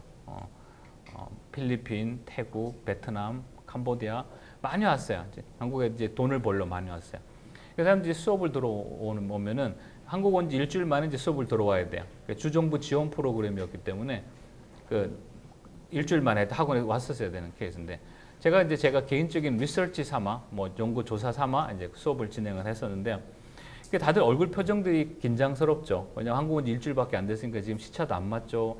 앞으로 5년간 내가 어떻게 돈을 벌어갈까 불안불안하죠. 이제 그런 분위기 속에서 모여 있단 말이에요. 그럼 나는 한국말을 가르칠 때니까. 그럼 이제 그 사람들이 첫 수업에 아침 9시 반에 오면 나는 그 사람들 마음을 열어놔야 되죠. 그죠? 그 사람들이 한국말 배우러 왔는데 한국말 배우러 하는 수업 첫 시간서부터 마음을 확 닫아버리면 나는 그럼 수업 끝난 거죠. 그죠? 그래서 나는 첫 시간이 굉장히 중요한 거예요. 왜냐면 일주일에 한 번 하는 수업이기 때문에. 그러니까 일주일에 한 번이니까 그날 마음문을 닫아버리면 나는 그 사람들이 나도 싫어하고 나도 가르치기 힘들고 그래서 첫날 그 사람들의 마음을 열어놓고 릴렉스 시켜야 되고 첫날에 많은 효과를 줘야 되는 거야. 그래서 첫날 수업 시간에 이제 한국 온 사람한테 내가 이렇게 말 절대 안 해요. 오늘 우리 저는 한국어 선생이고 우리 오늘 한국말을 배우게 될 겁니다. 이 말 절대 안 해요. 안 해요. 왜 그러냐면 안 그래도 코리안 와서 지금 미치겠는데 내가 또 코리안 랭귀지 배운다 그러면요. 이게 불안한 거죠. 안 그래도 내가 코리안에서 어떻게 살지 답답한데 오늘 또 코리안 랭귀지 배운대요. 아이 불안해. 근데 코리안 랭귀지라는 말을 쓰지 않고요. 그 언어 교육 현장에서 쓰는 말을 써요. 교육 현장에서 쓰는 말은 다른 용어가 있어요. 그 용어를 그 교육 현장에서 쓰는 말은 코리안 랭귀지는 아주 어려운 전문 용어예요. 굉장히 어려운 전문 용어이기 때문에 이 말은 가능한 배제합니다. 교육 현장에서는요. 왜냐하면 교육 현장에서는 여러분 우리 한국말 배웁시다 그럴 적에 머릿속에서 이렇게 하면 된다는 얘기는 이게 탁 지나가야 되는데 우리가 한국말 배웁시다 그럴 적에 그래서 뭐 어떻게 하려는 거야? 이러면 교육 현장에서는 적합한 용어가 아닌 거죠. 그 말을 딱 들었을 적에 이렇게 하라는 건가? 이렇게 되면 교육이 이루어져요. 근데 그 말을 딱 들었을 적에 뭐야 이거? 이러면 안 되는 거야. Instead, 대신에 내가 뭘 가르치냐면 I will try, 내가 가르칠 거예요. A simple language, 아주 간단한 언어를 가르칠 건데 it is a morning language라고 할게요. 내가 쓸게요. M-O-R-N-I 이거를 내가 morning language 가르칠 거라고 그래요. 왜 morning language라고 하냐면요. 제가 지은 말이 아니에요. 모닝 랭귀지는 한국어를 부르는 또 다른 그 교육 용어예요. 왜 그러냐면 왜 모닝 랭귀지라면 한국어의 특징을 가장 잘 살린 용어이기 때문에 수업 교육 현장에서는 코리안이라고 들으면 안 되고 모닝 랭귀지를 들어야 그 한국말을 빨리 배우거든요. 왜 그러냐면 한국말은요. 아침 한나절이면 누구나 다 읽고 쓸 수 있는 언어이기 때문에 그래요. 이게 한국의 대표적인 특징이에요. 그래서 이 특징을 그대로 살려서 이름을 불러요. 그래서 교육 현장에서는 코리안 랭귀지라는 이런 전문 용어를 쓰지 않고 모닝 랭귀지라고 말해요. 모닝 랭귀지는 아침 한나절이면 누구나 다 읽고 쓸 수 있기 때문에 그래요. 자음하고 모음하고 이렇게 갖다 못 외우는 사람은요. 못 외우는 사람은 자음 모음 차트가 있어요. 손바닥만한 차트가 있어요. 그 차트를 주면 다 읽어요. 다 읽어요. 그래서 이걸 가지고 모닝 랭귀지라 그래. 그래서 내가 이 설명을 해줘. It's a morning language, just one morning. Today, just 2.5 hours, 2시간 반 정도 지나면 everybody can write, everybody can read. In this morning, you will be a master of using Korean language. 라고 얘기하죠. 그럼 사람이 좀 의아해요. 그리고 이제 차트를 보여주고 하나 이제 소리를 읽어내기 시작을 하는 거예요. 그리고 12시 반에 점심시간에 내려가죠. 그죠? 그럼 참 놀라운 현상이 벌어져요. 왜냐하면 학생들이 앉아가지고 외운 사람은 바로 읽어요. 아직 안 외운 사람은 모음, 자음, 차트를 이렇게 갖다 놓고요. 메뉴. 그럼 옆에가 좀 잘하네. 메뉴 이렇게 읽어요. 일주일 있을 동안에 일주일 한국에 내 수업 들어오기 전에 라면과 떡볶이와 김밥을 먹었다고 이 사람들이. 근데 그게 뭔지도 모르고 먹었는데 보니까 라면 읽는 거야. 김밥 읽는 거죠, 그죠? 아까 아침에 사장님이 신촌 가는 버스를 타라고 얘기를 할 때는 신촌자를 전혀 못 읽었던 사람이요. 이제 집에 갈 때 신촌을 차트 보고 읽어요. 신촌 이렇게 읽기 시작하는 거죠. 그리고 나서 다음 주 화요일 날 그 사람들이 오면요. 확실히 표정들이 많이 달라요. 화장실이 어디냐고 물어봤을 적에 화장실이라고 가르쳐줘도 화장실 글씨를 못 읽어서 그 주변을 헤맸던 사람이 이제 자음모음 차트를 보고 읽기 시작. 아침 한나절이면 해결되는 언어. 본인들도 이해를 해. 진짜 한국어는 아침 한나절이면 읽고 쓸 수 있다는 걸 알게 돼. 인정하게 되죠. 그러면서 자신감이 생기기 시작하면서 과감하게 읽고 쓰기 시작해요. 옛날에는 계약서에 그 사람들이 한국말 보니까 사장님들이 자기 이름으로 계약서를 써서 월급도 막 안 주고 이랬었는데 지금 법이 바뀌어서 외국 사람이 자기 이름이 예를 들어서 융티용이라 그러면 자기 이름을 한국말로 융티 이렇게 써야 돼요. 계약서 끝에다 자기 손으로 써야 돼요. 근데 이제 써줘요. 자음모음 차트 보고 이렇게 쓰는 거죠. 그죠? 그러니까 한 1주, 2주 지나면서부터 이 사람들의 적응 속도가 굉장히 빨라집니다. 이게 모닝 랭귀지이기 때문에 그래요. 이제 이거를 지금 내가 이제 한국말 설명했죠. 요 비율을 그대로 영어로 갈 거야. 우리가 영어 배웁시다 그러죠. 그죠? 우리가 잉글리시 배우자 그러죠. 그죠? 그거는 아주 전문 용어야. 어마어마한 전문 용어. 잉글리시는요. 이거는 아주 학자들이 쓰는 전문 용어입니다. 교육 현장에서는 잉글리시라는 말을 쓰는 자체가 사실은 조금 벌써 불리한 경쟁을 하는 거야. 안 하는 말, 차라리 안 하는 게 나아요. 애들한테 얘들아 우리 오늘 영어 배워? 즐겁지? 즐거워져. 애들아 우리 오늘 영어 배워 그럴 적 애들이 딱 듣자마자 그거 이렇게 하면 되는 말이네. 이러면 수업이 성공인데요.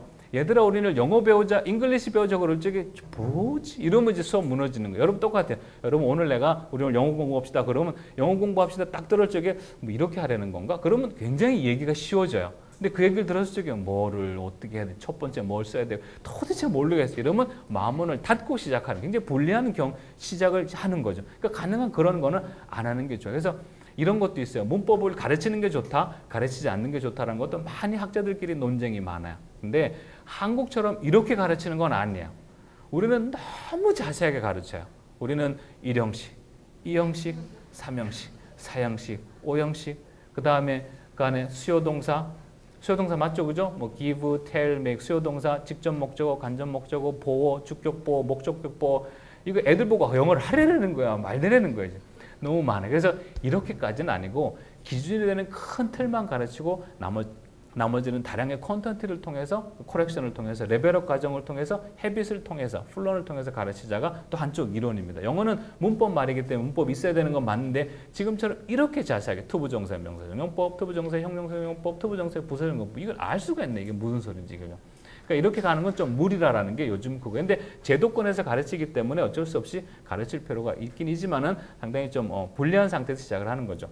그래서 그 잉글리시라는 말은 잘 안 씁니다. 여러분들 적어도 교육자니까, 우리가 교육 비즈니스에 프로페셔널한 직업들을 가지고 있으니까 남들이 다 쓰는 잉글리시라는 용어를 또 쓰면은 구별이 안 가는 거죠. 이제 다른 거 써야 되죠, 그죠? 그러면 도대체 영어 교육학자들은요, 영어 언어학자들은 잉글리시 말고 뭘 쓰냐 이거죠, 교육 현장에서요. 우리도 그거를 쓰면 돼요. 영어를요, SVO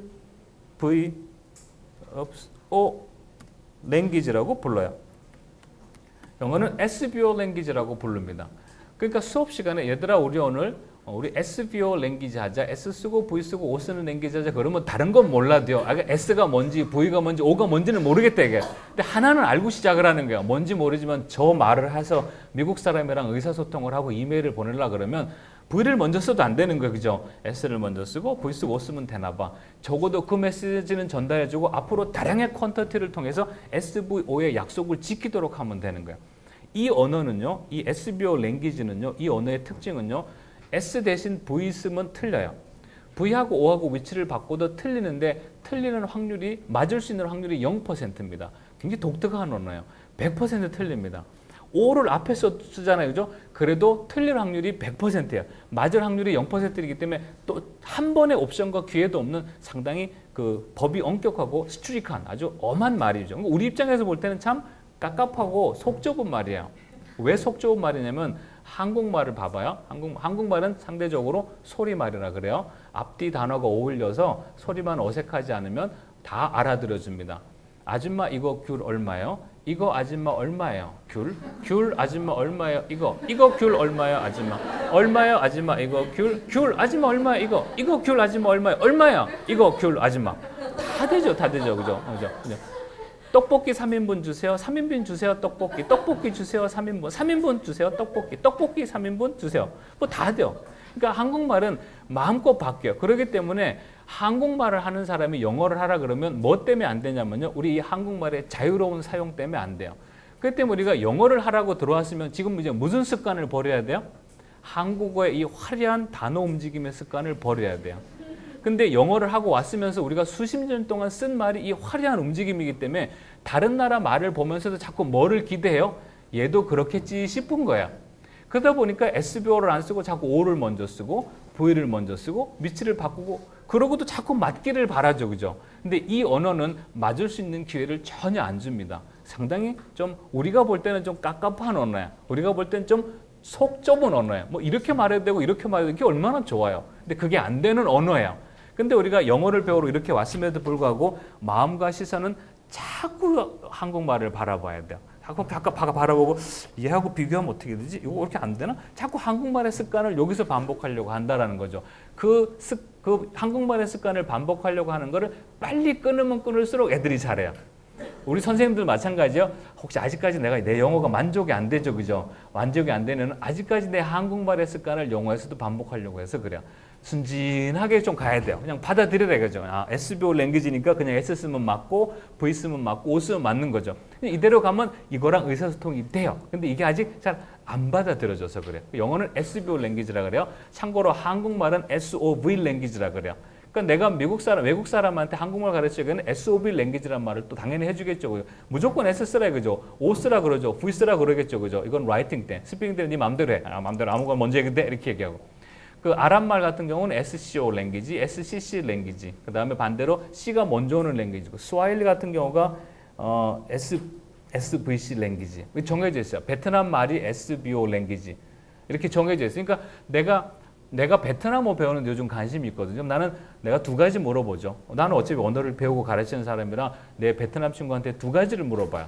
내가 베트남어를 원어민처럼 할 생각 없거든요. 나이가 지금 이렇게 돼서 내가 뭐 스피킹 잘할 생각 없고, 난 그저 시장 가서 망고스틴 좀 살 수 있고 망고 안 섞고 사면 돼요.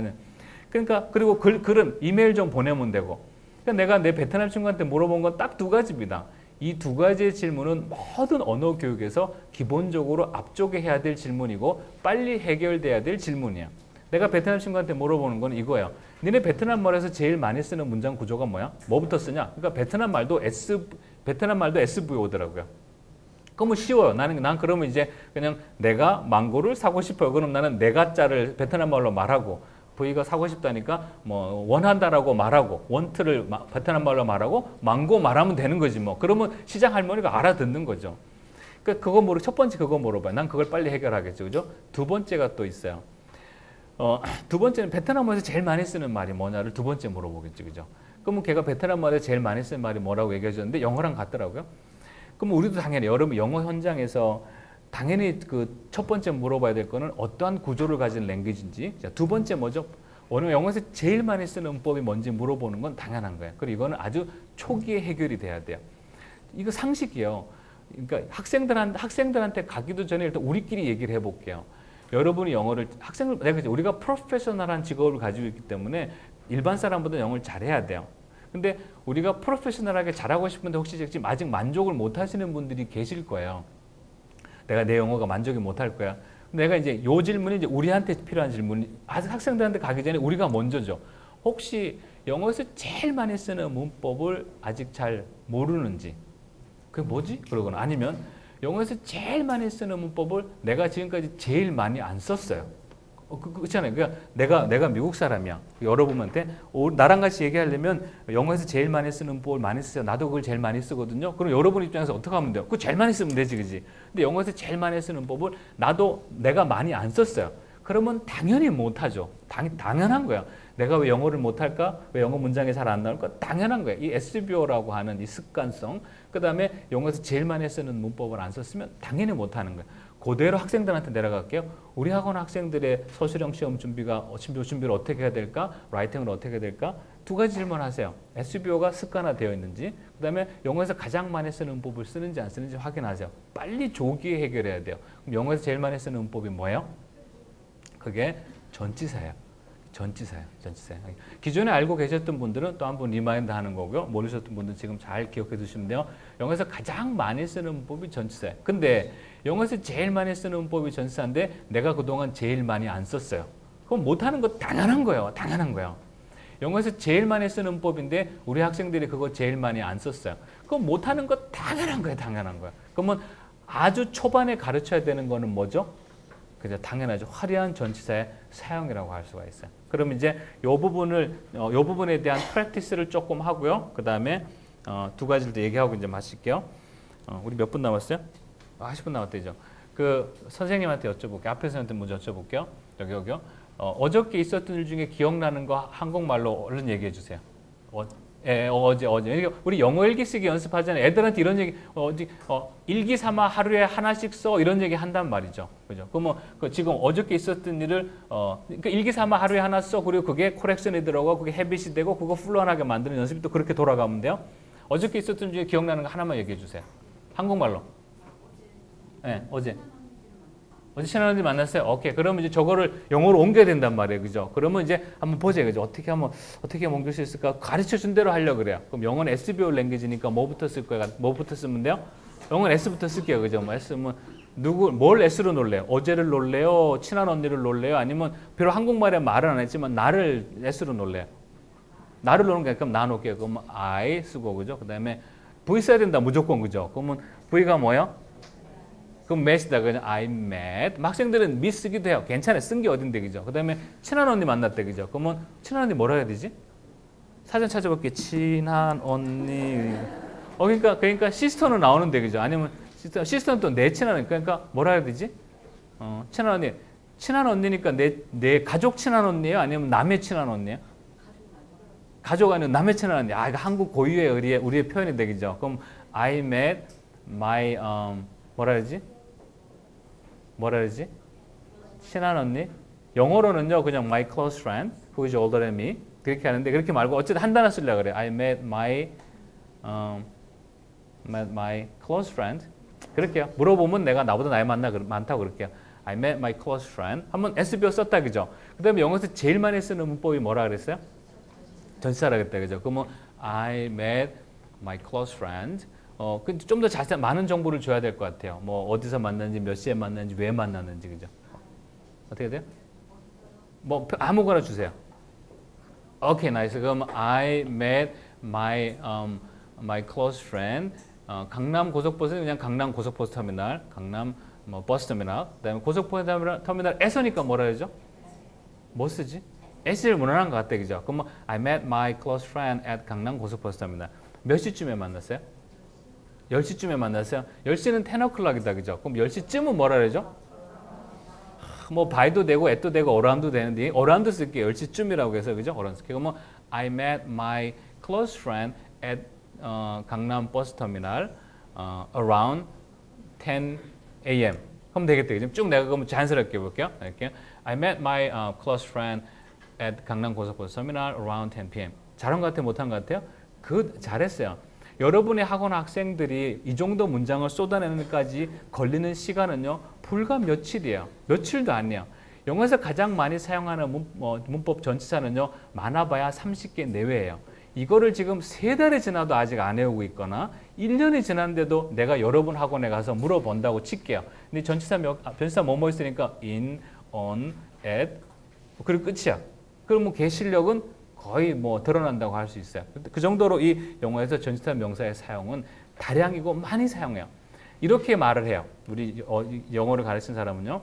여러분이 과거에 그동안 썼던 영어 문장 10개 중에 6개는 요 단어를 배울 구조로 써져요. 여러분이 앞으로 평생 살면서 쓰게 될 영어 문장 10개 중에 6개 내지 7개는 요 단어를 배울 구조로 써져요.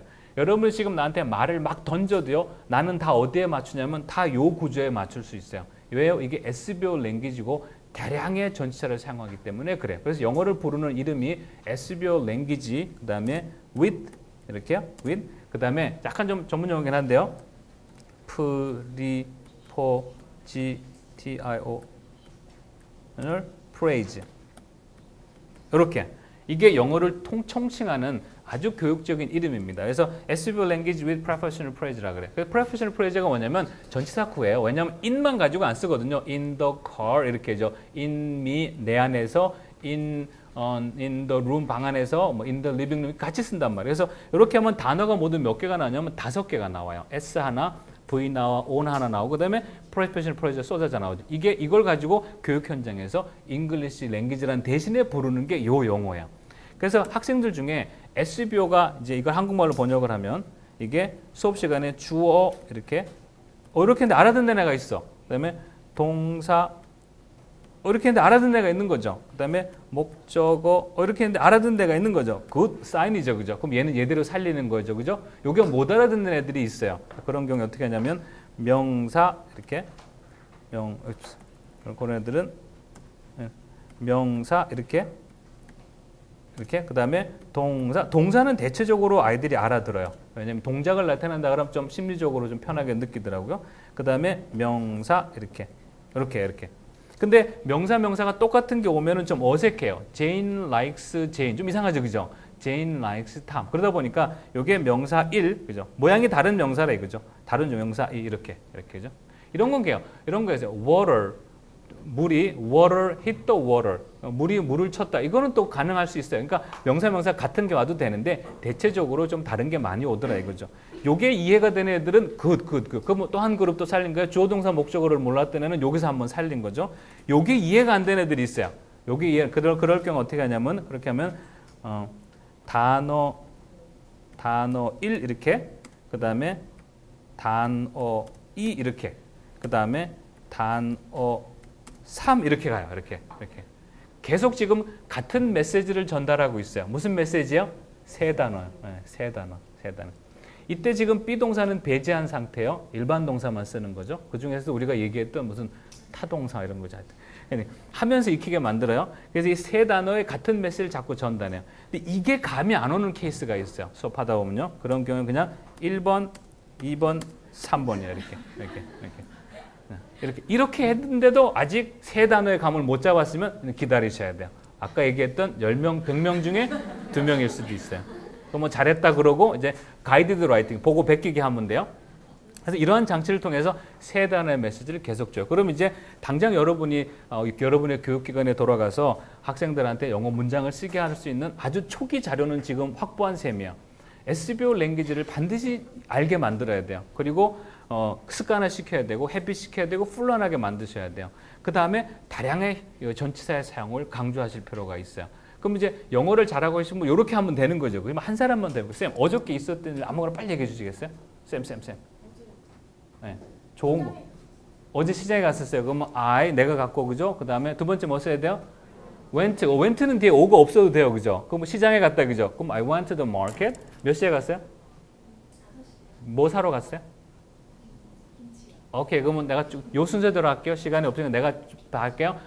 저보고 영어 하라 그래도 나 그냥 요렇게 해요. 요 순서대로 해요. I went. 화려한 전차 쓸게요. I went to the market at 5 o'clock for some kimchi. 내가 이제 말을 바꿔볼게요. For some kimchi. I went to the market at 5 o'clock. 이 말 맞았어요? 틀렸어요? 내가 for를 앞으로 보내는데 그죠? 영어는 중요하고 강조하고 싶은 것을 어떻게 하나요? 앞으로 보내거든요. 한국말은 중요하고 강조하고 싶은 것을 어떻게 해요? 소리를 지르거나 반복을 해요. 이렇게, 빨리 와! 이렇게. 공부해! 이렇게. 들어가! 나와! 이렇게. 거기 있어! 이렇게.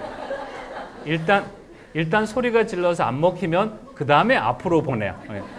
해 좀 공부! 이제 앞으로 가는 거예요. 영어도 물론 소리 질러요. 근데 일단 앞으로 보내는 장치를, 왜냐면 순서 말이기 때문에 순서가 바뀌면 좀 놀라거든요. 그래서 기억이 잘 나죠. 그래서 앞으로 보내요. For some kimchi, I went to the market at 5 o'clock. 좀 더 과감한 시도를 해볼게요. At 5 o'clock, I went to the market for some kimchi. Well, for some kimchi, at 5 o'clock, I went to the market. I went to the market. 또 과감한 시도를 해볼게요. At 5 o'clock, for some kimchi, I went to the market. 지금 다 같은 말 한 거야. 만일에 이 SBO하고 화려한 전치사의 사용을 모르면요, 다 지금 내가 한 몇 개의 말이 다 다른 문법으로 쓰였다고 오해를 해요. 지금 내가 한 말을, 지금 SBO 랭귀지가 요거 한 말은요, 사실 문법용어는 굉장히 어려워요.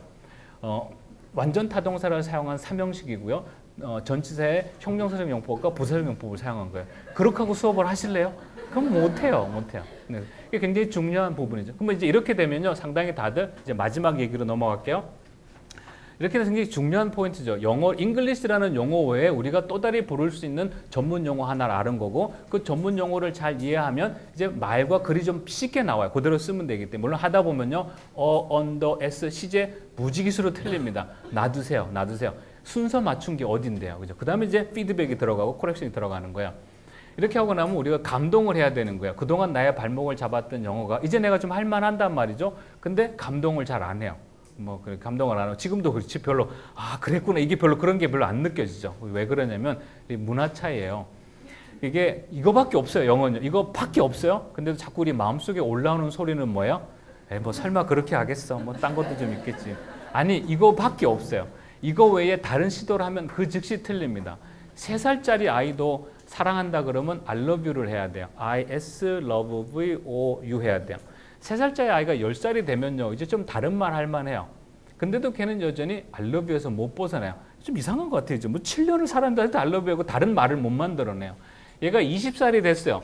여전히 I love you라 그러죠. 이 뭔가 문제가 있어요, 지금요. 얘 3살서부터 20살이 오는 정도면 좀 다른 말도 해야 되는데 또 I love you야. 70살이 돼서 죽을 때까지 I love you예요. 그러면 이제 이 언어는 뭔가 있다 이거죠. 벗어날 수 없는 규칙이 있다라는 거예요. 그 규칙은 조기에 습득해야 되는데 그게 SBO하고 화려한 전치사의 사용인 거죠. 근데 우리가 감동이 덜하죠, 그죠? 왜 그러냐면 우리는 자꾸 한국말 습관 때문에 그래요. 우리는 계속 뭔가가 옵션이 많은 문화예요. 그러니까 이거밖에 없다 그러면 이거밖에 없는 줄 알아야 되는데 그게 그렇게 마음에 안 와닿아요. 학생들도 똑 여러분 안 와닿죠, 그죠? 뭐 딴 거 있겠지. 아니 딴 거 없어요. 근데 영어 문제가 왜 이렇게 어렵냐 이거지. 어려운 이유는 굉장히 간단해요. 사이사이에 이제 들어가기 때문에 그래요. 얘네가 기둥으로 잡히고 사이사이에 들어가요. 모든 전치사 쓴 자리에 지금 아까 I went to the market, to market 아까 그다음에 I met my close friend 뭐 at 이렇게 썼죠. 모든 전치사 쓴 자리에 그렇게 어렵다고 얘기했던 본사, 관계대명사, 형용사절 다 그 뒤에 다 들어가요. 그러니까 아직 화려한 전치사를 사용 못하는 아이들 입장에서 지금 형용사절이나 본사를 배워요? 못 써요. 제가 잠깐 데모를 보여줄게요. I met my close friend who is older than me. close friend 뒤에 썼다, 그죠? 그럼 I met my close friend at 강남 고속버스 터미널. at 강남 고속버스 뺄게요. I met my close friend who is older than me. 똑같은 자리에 쓰죠, 그죠? 또 다른 거 쓸게요. 그렇게 어렵다고 했던 본사 쓸게요. I met my close friend at 강남 고속버스. at 뺄게요. 전사 뺄게요. 뺐고 그렇게 어려운 본사 쓸게요. I met my close friend coming from Japan. I met my close friend waiting for me for 2 hours. I met my close friend calling me last night. 내가 지금 뭐 하고 있어요? 똑같은 자리에 쓰고 있어요. 화려한 전치사에 사용이 되었던 그 자리는요. 고스란히 나머지 문법들이 다 들어갑니다. 근데 아직 이 화려한 전치사 사용을 모르는 상태에서 본사를 배우고 관계대명사, 형용사를 배우나요? 왜 걔들이 못 쓸 것 같아요? 아주 더 쉬운 단계인 전치사 단계를 못 써서 그래요. 또 이런 거 할게요. The class at 언어 세상. at 뺄게요. The class that Mr. Han was teaching. 관계대명사 썼죠, 그죠? The class teaching how to write. 본사 썼죠, 그죠? Exactly 똑같은 장소에 들어가요. 근데 더 쉬운 단계에 전치사를 못 쓰고 얘가 더 어려운 단계에 본사나 형용사를 쓰기를 바란다? 문제가 있는 거죠. 순서가 이렇게 가기 때문에 많은 교육을 이 SBO 랭귀지하고 화려한 전치사 사용을 습관을 시키셔야 돼요. 우리 문화 자체가 자꾸 딴 게 있는 문화라고 해서 문화기 때문에 그래요. 내 친구가 한국 가서 분식집에 나랑 같이 갔는데 분식집에 메뉴판이 있어요. 메뉴판에 뭐 준다고 써 있단 말이에요. 근데 내 친구가 놀라운 질문을 하는 거죠. 별로 먹을 게 없다 이거죠. 그리고 그 분식집 할머니한테 얘기를 하기를 뭐 딴 건 없어요 그러는 거예요. 내가 좀 놀랬죠. 왜 그러냐면은 내가 한국 온 지 12년 됐어요. 초기에 겪었던 일이에요. 그 식당 주인하고 그 손님하고 약속이죠. 우리 식당은 요 메뉴밖에 없다 이거죠. 근데 뭐 딴 게 없냐고 묻는 거는 여러분 외국 가서 그러면 굉장히 모욕적인 말이에요. 큰일 납니다. 그렇게 얘기하면. 그 식당 완전히 깡그리 무시하는 거예요. 근데 진짜 더 놀라운 건 뭐냐면 딴 게 있어요. 그게 더 놀라요. 할머니가 그래? 뭐 왜? 그랬더니 아니 뭐 점심 때 뭐 다 라면이고 뭐예요? 김밥이고 그러니까 그래 그럼 잠깐 있어봐 그랬더니 만두도 좀 넣어주고요. 뭐 두부도 좀 데펴주고 그래서 딴 게 있어요. 딴 게. 여자분들 화장품 사고 나면은 이 화장품 사면 이 샘플을 주라고 공장에서 공문이 내려왔을 거라고. 근데 화장품 산 다음에 샘플을 주고 샘플이 마음에 안 들어서 딴 게 없어요. 그러면 꼭 딴 게 있어요. 우리가 이런 문화예요. 그러다 보니까 지금 이렇게 아주 딱 굳어진 말을 하라 그러면은 마음이 쓱 안 가는 거야. 왜냐면 우리 말이 더 화려하거든요. 화려한 말에서 하나만 쓰라고 하니까 그 마음이 안 가는 거죠. 그래서 별로 감동이 없는 거죠. 앞으로 이렇게 쓰면 되거든요. 앞으로 이메일 쓰려고 그러면 S 쓰시고 V 쓰시고 화려한 전치사 쓰세요. 그러면 의사소통이 돼요. 근데 이걸 조기에 빨리 학생들의 몸에 익히셔야 되거든요. 근데 감동이 없는 이유는 우리가 워낙 다른 옵션들이 많다 보니까 그런데 영어는 옵션이 없어요. 이렇게 딱딱하게 정해진 말을 하다 보면요. 여러분이나 학생들이 겪게 되는 문제가 있어요. 왜 다들 라이팅 수업을 잘 안 하려고 그러고 안 다루려고 그러냐면 애들이 뭘 물어볼지 몰라서 그래요. 머리가 아프다 그러면은 I have a headache. 끝이에요. 영어는요. 뭐 딴 거 없어요. 병원 가서 그냥 I have a headache 그러면 다 알아들어요. SBO 말고 뭐 headache, have, I 그거 틀렸어요. 못 알아들어요. 그냥 I have a headache 그러면 돼요.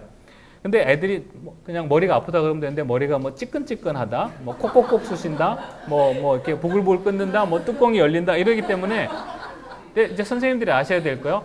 그 언어에 고유한 정서를 담고 있는 말은 영어로 못 옮겨. 그럼 여러분이 과감하게 얘기해 주셔야 돼요. 선생님이기 때문에 모든 답을 다 준다라는 거 의무는 없어요. 그거 영어로 못 옮겨라고 얘기해 줄 수 있는 것도 선생님의 권한이에요. 그거 하지 마. 근데 이렇게 안 하고 선생님들이 이제 초급 선생님들은요, 그걸 다 해주려고 그래요. 배가 바르르 끓는다 그럼 바르르 찾고, 뭐 꼬불꼬불 찾고 막 그래요. 새가 우지진다 우지지를 찾아요. 없어요. 그래서 선생님이 할 수 있는 권한 중에 하나예요. 고유 정서와 문화를 담고 있는 말은 영어로 못 옮깁니다. 영어는 딱 정해준 규칙대로 단어가 가기 때문에 당연히 감정이 사라지게 돼 있어요.